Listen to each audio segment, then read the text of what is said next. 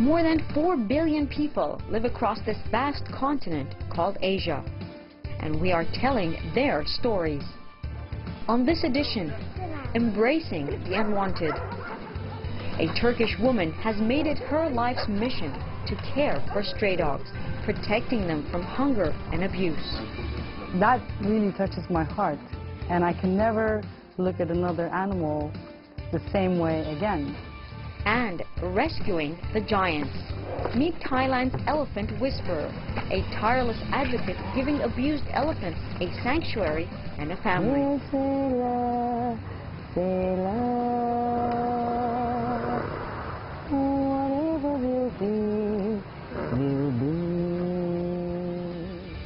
I'm Michal Bardavid, and this is Assignment Asia.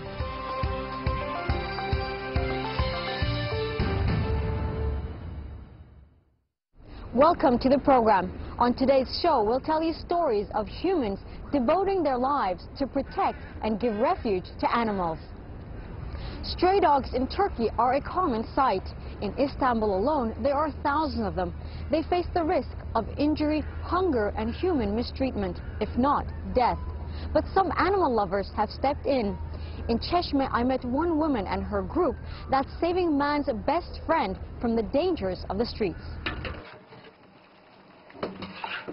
30 kilos of bones, 20 packages of sausages, 30 packs of pasta, all cooked and stirred in huge pots. Veronique is cooking for her happiest customers, stray dogs. Veronique is an architect, but apart from her day job, she's been devoting time and energy to take care of stray dogs in the southern town of Çeşme, which has about 5,000 of them. I think when once you start looking at a dog and into his or her eyes, and you see that pureness, kindness, that really touches my heart, and I can never look at another animal the same way again. Famous for its mosques, minarets, and historical sites, Turkey is also known for the dogs that freely roam the streets of its hilly towns. Yet the dogs' living conditions make their existence a constant quest for survival. On the streets, dogs face countless difficulties and the risk of injury and starvation. For Veronique, feeding the dogs is like meditation, a part of her daily routine that gives her joy. Dogs on her route recognize and welcome her. The dogs are not hunters. Cats are. Cats are able to somehow catch a bird, catch a mouse, but dogs aren't. They don't have that kind of ability to do that. And therefore they rely on trying to find food from the garbage or from help from people. And it got so dramatic at one point that they were killing the weaker dog and eating the dog. That's how desperate it was. Veronique is part of an NGO called Çeşme Alaçatı Association of Nature and Animal Lovers, or CESAL.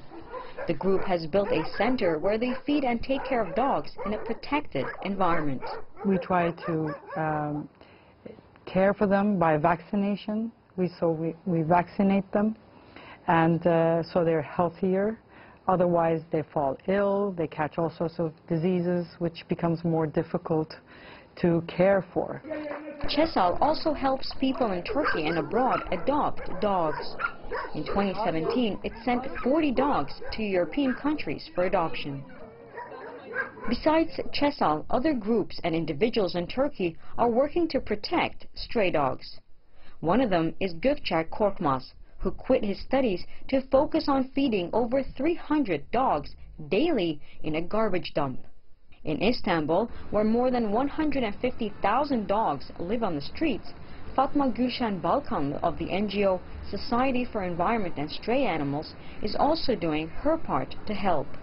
One problem, she says, is that many people tend to abandon their dogs. Bir heves ediyor alıyor. Genellikle daha çok köpeklerde oluyor. Ve götürüp ya bir yerlere bırakıyorlar. Ormana da bırakabiliyorlar. Düşünebiliyor musunuz? Yani sizinle birlikte ailenin bir bireyi oluyor. Açlıkla intihara kadar giden var. Yani yemek yemeyerek intihar eden. hayvanlar da biliyorum ben. The Turkish government has been putting in effort to vaccinate stray dogs and control their population through sterilization. This government-financed shelter on the coast of Istanbul, which can host over 7,000 dogs at a time, sterilized over 20,000 dogs in 2017. Ama tabii bir mevzuat var. Mevzuat bize ne diyorsa biz onu yapmak durumundayız malumunuz. Mevzuatımız der ki hayvanları alacaksınız, sahipsiz hayvanları. Kısırlaştıracaksınız, aşılayacaksınız, işaretleyeceksiniz. Tekrar aldığınız ortama bırakacaksınız diyor. Mikroçipin bize vermiş olduğu 15 hanelik bir rakamla beraber veri tabanımıza, Bet İstanbul olarak isimlendirdiğimiz veri tabanımıza hayvanın nereden alındığı, hangi tarihte alındığı, hangi merhalelerden geçtiği, ne zaman operasyonu yapıldığı. Yet the most vital service this shelter provides is medical care. Dogs often get injured as they wander around large highways and streets with high-speed traffic. Osteosentez ünitesi olduğu için kırık operasyonları yapıyoruz. Sokakta trafik kazasına maruz kalmış ya da farklı şekillerde ekstremite kırıkları yahut da vertebra kırıkları olan hayvanlara farklı şekillerde müdahale ediyoruz. 153 beyaz masayı arıyorlar. Daha sonrasında ekiplerimiz oraya yönlendiriliyor. Ekiplerimiz tarafından alınan hayvanlar birimize getiriliyor. Ön muayeneye alınıyor. Ondan sonraki süreçte de ortopedik ya da göz muayenesi, deri problemi bu şekilde ayırt edip gerekli tedavi uygulanıyor. Daha sonrasında ise bu probleme yönelik tedavi süreci başlıyor. Mesela ortopedik bir problemi var ise ortopedik muayenesi yapıldıktan sonra röntgene sevk ediyoruz. Röntgen çekildikten sonra da kırığın şekline göre operatif bir sağaltım gerektirip gerektirmediğine karar veriyoruz.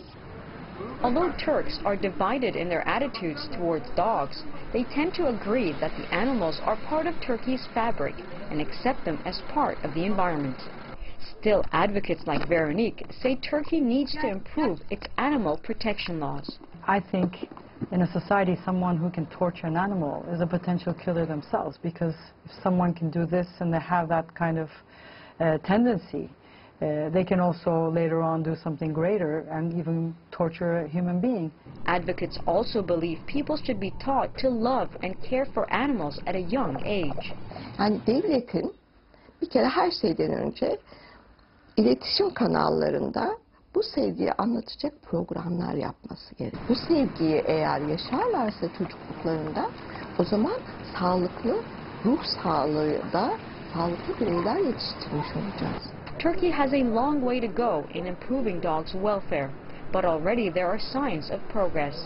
Water bowls and dog food left in front of some apartment buildings raise hopes that a better future may lay ahead for man's best friend.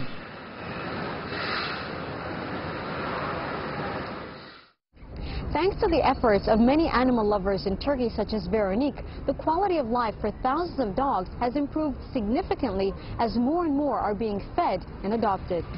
Next on Assignment Asia, we tell you the story of Thailand's elephant whisperer.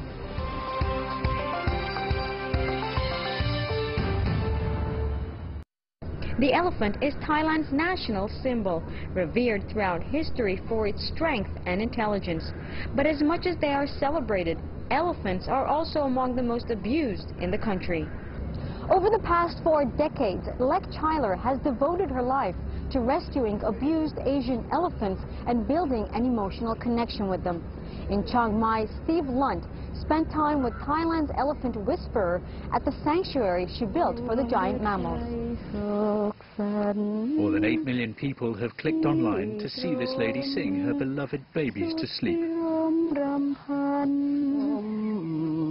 This is one of the elephant's favorite lullabies.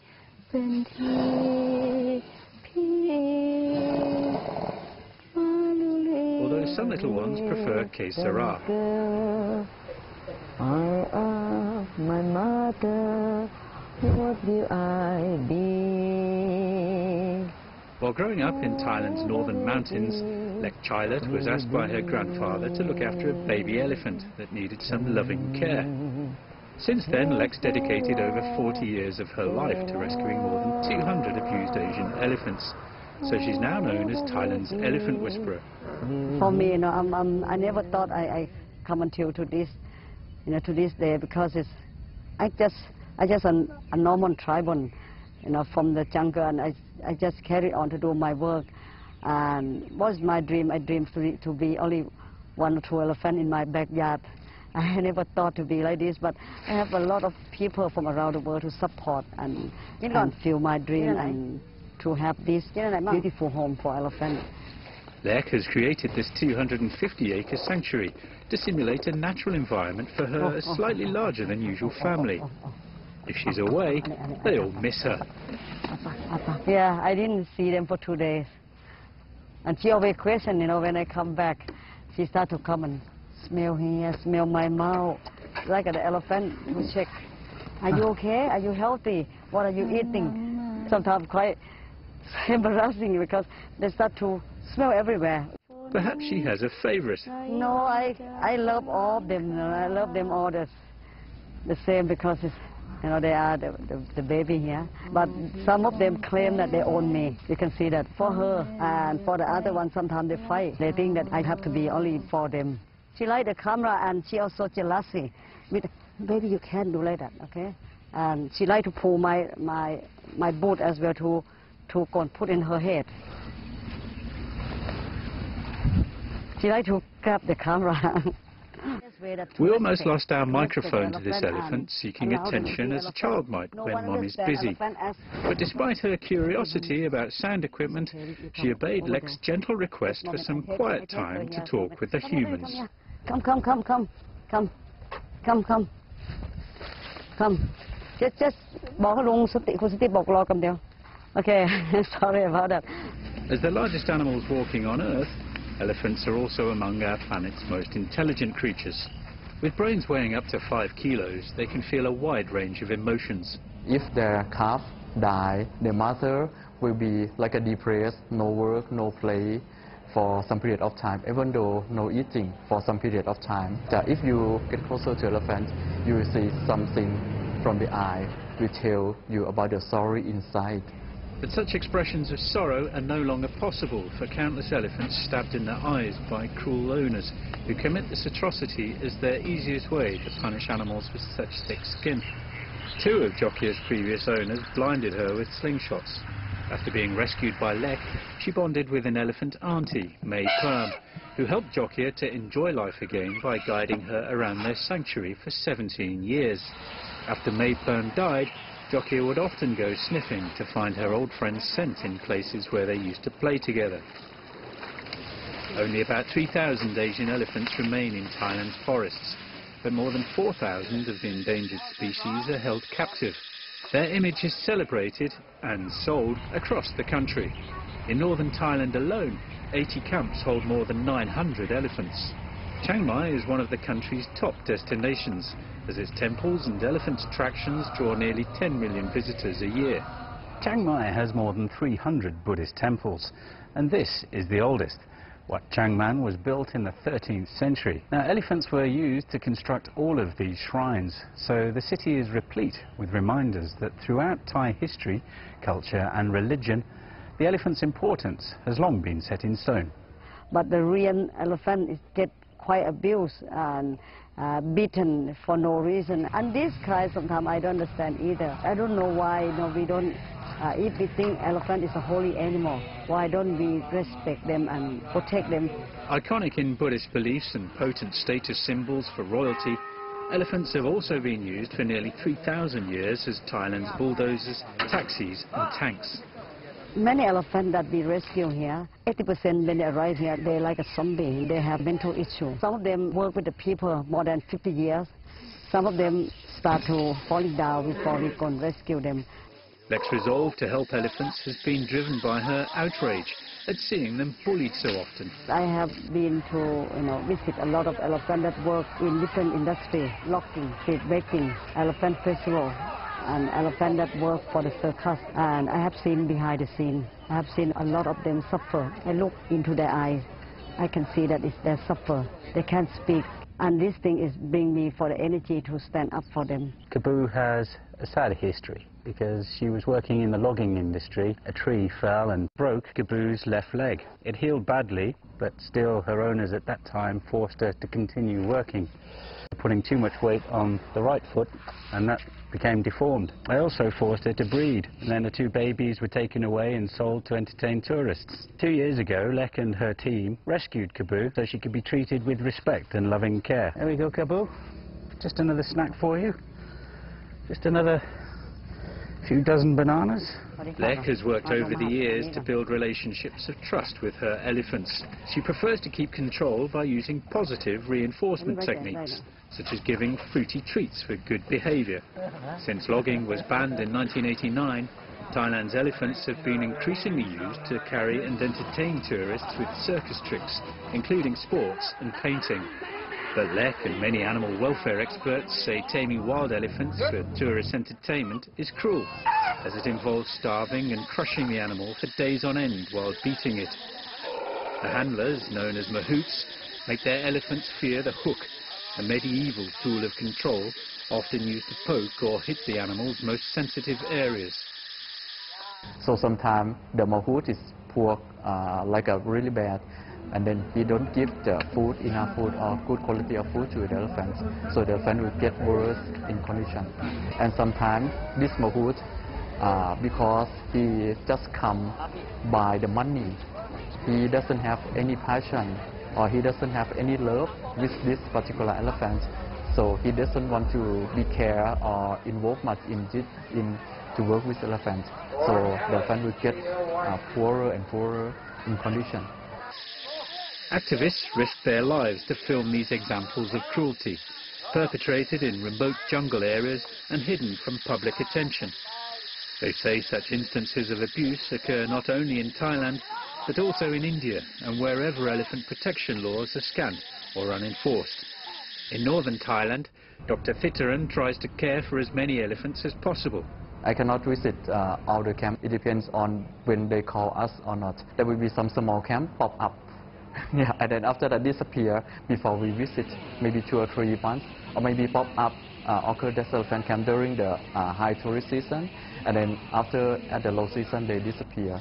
Elephant trafficking increases as millions of Thailand's tourists still want to ride elephants and see them perform tricks. So Burmese calves can be sold for up to $60,000 US. Traders kill both the mother and nanny to take their infant. Buyers often want their expensive new possessions quickly trained into compliance for entertaining tourists within enclosed spaces. So Lek invites tourists to think carefully before choosing an elephant experience. I would like to ask everyone back up, not support. Support only the way that is the people are treat animal well. But apart from glimpses of an elephant's physical condition, it's difficult for tourists to know whether owners are treating their animals properly. Dr. Thitaran leads a team of experts developing a system to check if camps observe certain basic standards. But these assessments will be limited. You have to understand first the welfare and the animal rights.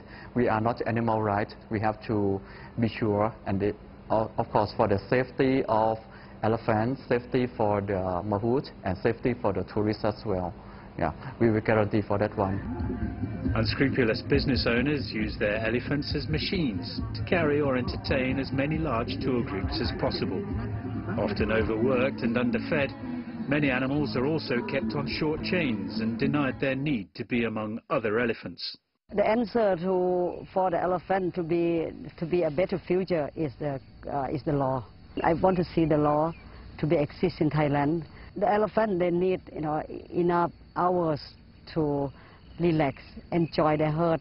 They should out of the chain in many hours a day, and they should provide enough food, medicine, and water for them, and all space for them. The elephant, they need a space. They're not the one that can stay in a small area. Lek believes sanctuaries like hers can provide tourists with more natural ways to enjoy the majesty of such placid, complex animals. No one understands elephant as elephant understand each other. So if we really love elephant, want to see them, we have to let them be the herd. Allow them to be elephant. Watch them from distance. This is the best way, we should support. Lek tries to persuade Thailand's officials and the conventional elephant industry that if owners treat their animals with more respect, everyone can benefit, both ethically and financially. The most challenge is for our opposition and the government. When I start to work for the project, and our concept may be different from the others, we don't have support by government. You know, many people love to see elephant circus show and riding. So we start to educate people about that. But sometimes our own authorized don't understand. And they think that is my work, make country look bad. This thing is sometimes very difficult. Lek has suffered harassment, intimidation and even death threats from some elephant business owners who believe she's shaming their industry. I get a lot of challenge, a lot of hate, you know, and this is, I know it's very tough, but I won't give up, you know, because I think this is the only way that is to make the change. And I strongly believe that is one day the world will change. And they also think me as the enemy. But I never think, if I work with elephant, I can't let the hate both love, you know, I can't let the hate push my view away. So I decided I will be patient and start to go and talk to them. So I start to convince the camp. I invite them to come here, you know, and talk to them, and we'll help them for whatever, if they want to start the project. So far, Lek's persuaded 30 elephant businesses to follow the concept of her sanctuary. She's delighted by the transformation of a large camp in Kanchanaburi after its owners visited her park. So I take him to come and see elephant, play with the mud bath. I see both of them, the owner, stand up and watch. And then I asked them, they said, they never know that elephant can show happy. And then they have no idea that elephant have the humor. They have no idea that elephant can smile. Until today, you know, they said they're so happy about that. And every day they work in the business full of smile, and people love to visit them. Despite the challenges, Lek's determined to continue her work. Some of the elephant I can help, some of them I can't help. Their suffer is bring me energy. That is, it make me to stand up. And I think that is all the time. I said I can't be sick. I don't want to die yet. I want to live until I see they're in a better way. This is bring me energy. Lek has received honorary degrees and international acclaim for her work, but the accolades are not her primary motivation. I feel a reward every time when I rescue the elephant when they're not well, and then today I see they're healthy, they're happy. This is quite big reward for us, but this is only our first step, and I still have another step to satisfy. In the future, I'd rather see them be free in their home. These elephants accept Lek into their herd as a kindred spirit. After suffering so many years of abuse, perhaps they're relieved and surprised to find such human kindness still exists. For Assignment Asia, I'm Steve Lunt in Chiang Mai, Thailand. Lek's Save Elephant Foundation continues to attract support from all over the world, particularly from individuals sponsoring elephants in the nature park. The group has also expanded its work to other countries in Southeast Asia. You can learn more about this and all the stories on today's show on our website on www.assignment-asia.com. That's all the time we have for this week. I'm Michal Bardavid. Thanks for watching, and join us again on Assignment Asia. Share your thoughts and contribute ideas for future shows by contacting us on social media.